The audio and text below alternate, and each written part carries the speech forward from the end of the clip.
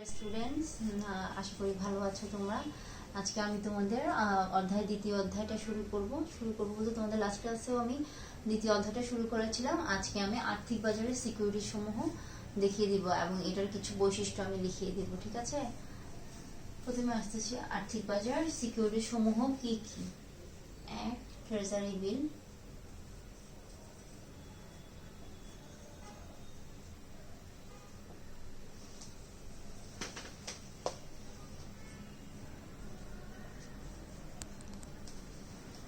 তোমরা একটু খেয়াল করে লিখবা এবং এগুলো তোমাদের বেসিক্যালি এমসিকিউ কোশ্চেন এবং সৃজনশীলের প্রথম দুটো কোশ্চেনে বেশি দরকার হবে।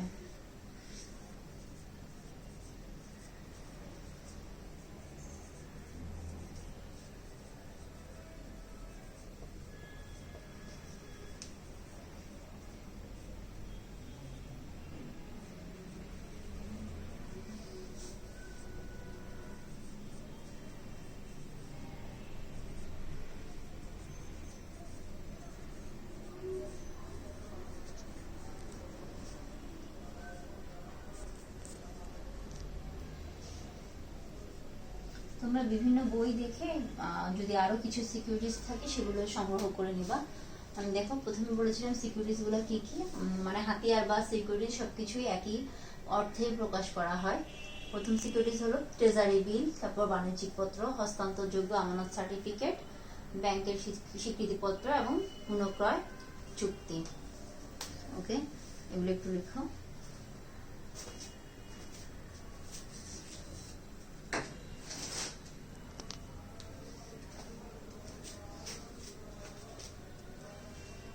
প্রথমে জাস্ট আমি হালকা অল্প কিছু বৈশিষ্ট্য দিয়ে দিচ্ছি, বৈশিষ্ট্য বা সংজ্ঞা যেভাবেই হোক। এক নাম্বার হলো ট্রেজারি বিল। ট্রেজারি বিল বলতে সরকারি যে বিলটা বোঝায় সেটাকে কি বলে? Treasury bill. মুদ্রা বাজারের প্রথম এবং সবচেয়ে কমন যে হাতিয়ারটা, মুদ্রা বাজার বা অর্থ বাজারের অন্যতম হাতিয়ার, এবং এটা হলো সবচেয়ে ঝুঁকিমুক্ত, ঝুঁকিহীন সিকিউরিটিজ। মানে এটাতে ঝুঁকি কিছুই নাই, যেহেতু সরকারের তরফ থেকে এটা কি করা হয়, সিকিউরিটিজ সরকারের তরফ থেকে এটা ছাড়া হয়, সো এটাতে কোনো ধরনের দেউলিয়া হওয়ার আশঙ্কা নেই। স্বল্পমেয়াদী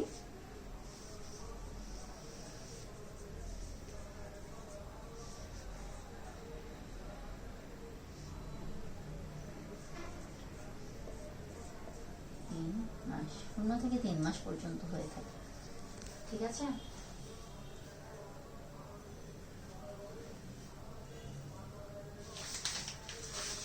তারপরটা হলো বাণিজ্য। আচ্ছা, আরেকটা জিনিস যেটা আমি একটু লিখে দিই, সেটা হলো ট্রেজারি বিল কম মূল্যে বিক্রয় করা হয়, নির্ধারিত মূল্যে, মানে ফেস ভ্যালু চাইতে মূল্য হতে কম মূল্যে বিক্রয় করা হয়।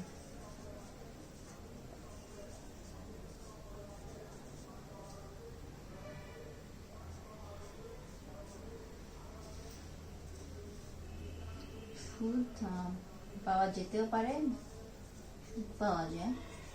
বিক্রয়ের ক্ষেত্রে যদি কোনো ধরনের লাভ হয় সেটাকে বলে কি, সুদ পাওয়া যায়। তারপরটা হলো আমাদের বাণিজ্যিক পত্র। আমরা এটা লিখে রাখবো। এবার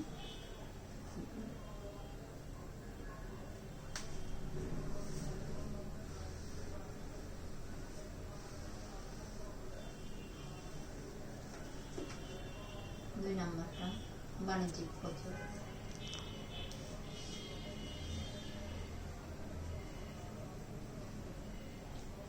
এটা হলো স্বল্প মেয়াদী জামানতবিহীন অঙ্গীকারপত্র। স্বল্প মেয়াদী অবশ্যই, যেহেতু আমাদের অর্থবাজার সিকিউরিটিজ, সেগুলো সবগুলোই আমাদের কি হবে, 0 থেকে 1 বছর পর্যন্তই হবে, সবগুলোই স্বল্প মেয়াদী, এবং এগুলার মেয়াদ হতে পারে 3 মাস, তারপর 6 মাস, 9 মাস, 12 মাস। 1 বছরের অধিক কোনোটাই কি হবে না, কার্যকরী হবে না। তাহলে আমাদের বাণিজ্যিক পত্র হলো স্বল্পমেয়াদী জামানতবিহীন। এখানে একটা কথা উল্লেখ আছে দেখো, যে জামানতবিহীন মানে এটাতে কোনো কি করতে হবে না, গ্যারান্টি দিতে হবে না। জামানতবিহীন অঙ্গীকারপত্র।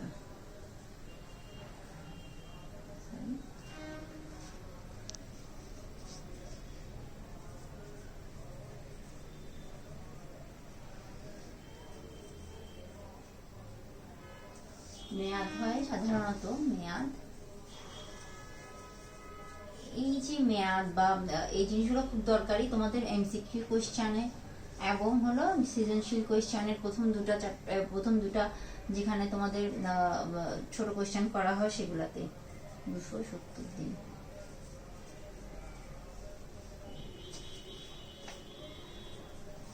বাণিজ্যিক পত্র ঠিক ট্রেজারি বিলের মতো নির্ধারিত মূল্যের চাইতে কম মূল্যে বিক্রয় করা হয়। নির্ধারিত মূল্যটা কি? Face value. মূল্যের চেয়ে নির্ধারিত মূল্যটাকে কি বলা হয়? Face value. আমি লিখে দিচ্ছি, যে কম মূল্যে বিক্রয় করা হয়।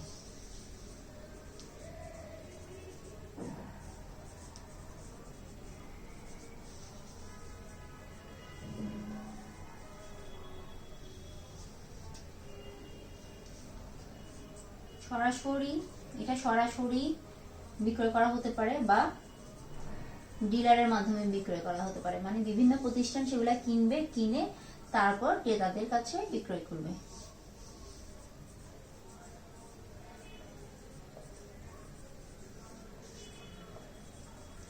অথবা ব্যাংক নিজেই বাণিজ্যিক পত্র বিক্রয় করতে পারে।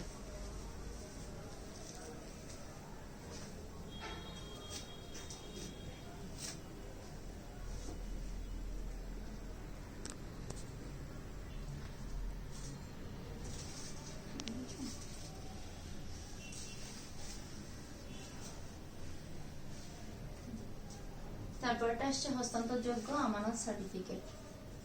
হস্তান্তরযোগ্য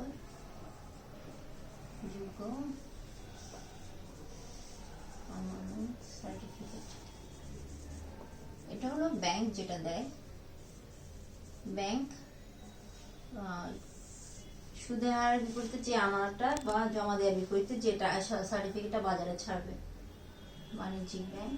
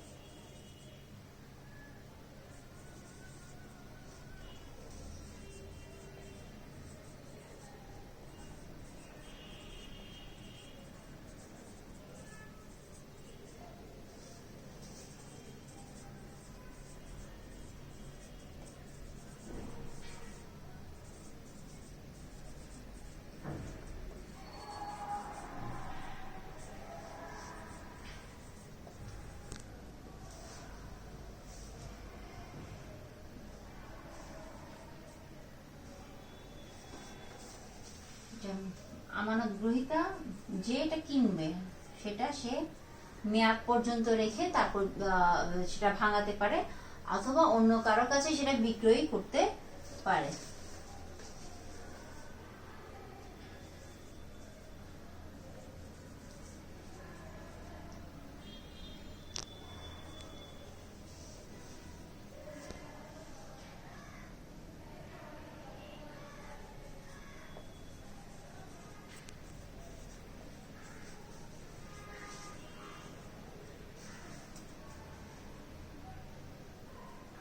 গ্রাহককে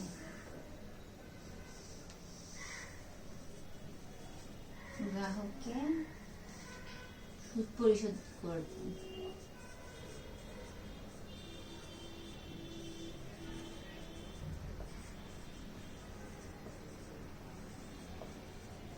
মানে যে কিনবে সে তো গ্রাহক, তাহলে যদি ব্যাংকটা এর সার্টিফিকেটটা ছাড়ে তাহলে গ্রাহককে তারা সুদ দিবে। এই ধরো আমাদের যদি 5,000 টাকা একটা সার্টিফিকেট কিনলাম, তাহলে 5,000 টাকার বিনিময়ে আমি যদি 10% করে সুদ পাই, তাহলে আমাকে ব্যাংক 10% সুদ দিবে যদি আমি এই সার্টিফিকেটটা দেখাই যখনই মেয়াদ শেষ হবে তখন। এটার মেয়াদ 3 মাস হতে 1 বছর, আবার অনেক সময় 5 বছরও হতে পারে। ওকে,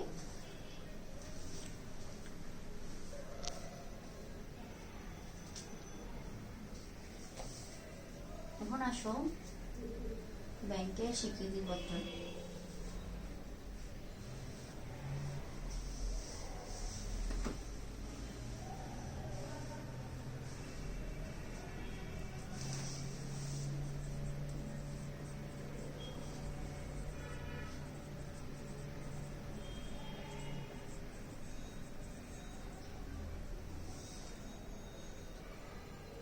এটাও বাণিজ্যিক ব্যাংক করে, বাণিজ্যিক ব্যাংক।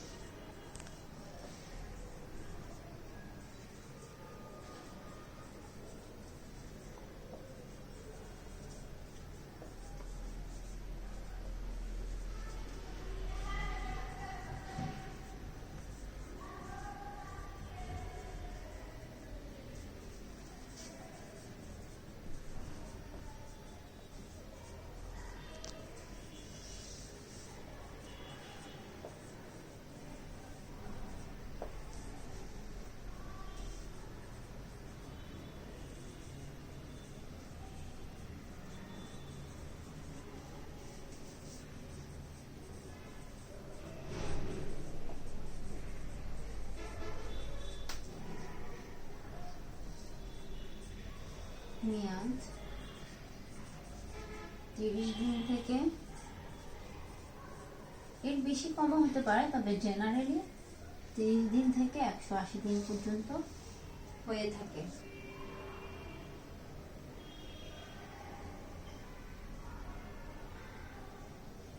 বুঝতে পেরেছো? আবার ব্যাংকের স্বীকৃতিপত্রটা যদি দুই পক্ষ নেয়, মানে হলো বাণিজ্যিক ব্যাংক যখন একটা নির্দিষ্ট পরিমাণ অর্থ কার কাছ থেকে নিতে চায়, তখন সে স্বল্প মেয়াদে অর্থটা নিতে পারে কিভাবে?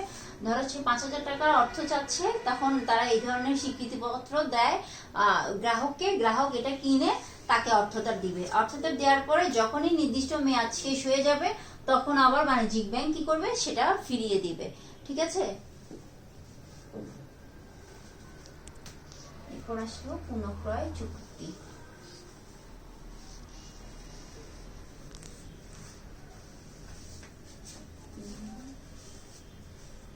পুনঃক্রয় চুক্তি মানে এখানে বলাই আছে কি হবে? পুনরায় ক্রয় করবে। পুনরায় ক্রয় করার জন্য যখন কোনো কিছু কি করা হয়? বিক্রয় করা হয়। পুনরায় ক্রয় করার শর্ত থাকে, ক্রয়ের শর্ত সাপেক্ষে। স্বল্পমেয়াদী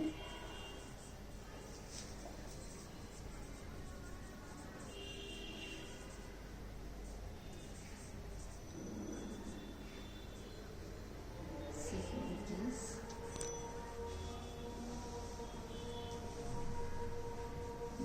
বিক্রয়।